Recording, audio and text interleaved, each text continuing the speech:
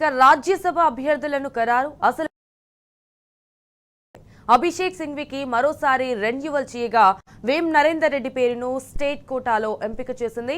పాత కాంగ్రెస్ నేతలను పక్కకు పెట్టి వేం నరేందర్ రెడ్డిని ఫైల్ చేయడంపై అసలు నేతలు రగిలిపోతున్నారు. కాంగ్రెస్ వాదులకు అండగా ఉండాల్సిన ఇటు పీసీసీ చీఫ్ మహేష్ కుమార్ గౌడ్, రేవంత్ రెడ్డికి వంతపడటాన్ని నేతలు జీర్ణించుకోలేకపోతున్నారు. ఇంతకీ అసలైన కాంగ్రెస్ వాదులకు పక్కన పెట్టి తెలుగు కాంగ్రెస్ వాళ్లకు పదవుల పంపకాల్లో పెద్దపీట వేయడంలో ఆంతర్యమేంటి? Let's watch the story.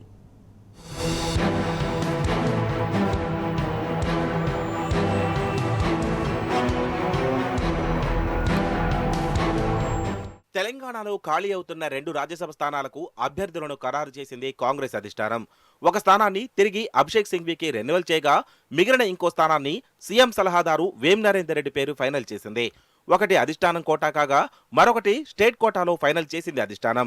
Rajya Sabha రేసులో రాష్ట్రం నుంచి 16 మంది నేతలున్నారు.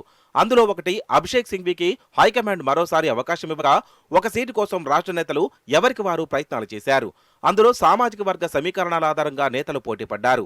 ముఖ్యంగా కాంగ్రెస్ పార్టీలో ముందు నుంచి ఉన్న నేతలు తమకు ఛాన్స్ వస్తుందని ఆశించారు.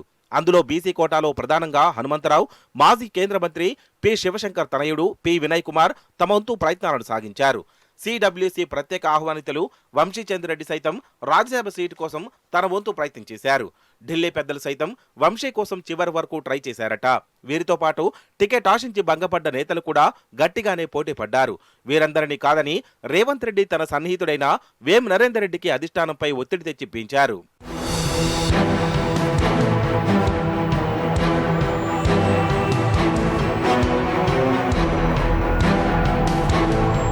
వేం నరేందర్ రెడ్డికి రాజ్యసభ బెర్తు ఖరారవ్వడంతో పాత కాంగ్రెస్ నేతల్లో అసంతృప్తి వ్యక్తమవుతుందట.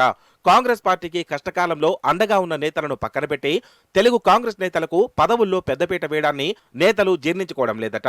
రేవంత్ రెడ్డి తనతో వచ్చిన వారికి పదవుల పంపకాల్లో ప్రాధాన్యతనిస్తున్నారని రగిలిపోతున్నారట. 40 ఏళ్లకు పైగా పార్టీని నమ్ముకుంటే చివరకు మధ్యలో వచ్చిన వారిని అందలం ఎక్కిస్తున్నారని మండిపడుతున్నారట. కాంగ్రెస్ వాదులకు అండగా ఉండాల్సిన పీసీసీ చీఫ్ మహేష్ కుమార్ గౌడ్ సైతం రేవంత్ రెడ్డి చెప్పిన వారికి జీర్ణించుకోవడం లేదట. కాంగ్రెస్ పార్టీలో 40 ఏళ్లకు పైగా ఉన్నవారిని అధిష్టానం సైతం గుర్తించకపోవడాన్ని చూసి నేతలు తట్టుకోలేకపోతున్నారు. పార్టీని నమ్ముకున్న తమకు ఇక భవిష్యత్తు ప్రశ్నార్థకమే అన్న భావనలో ఉన్నారు నేతలు.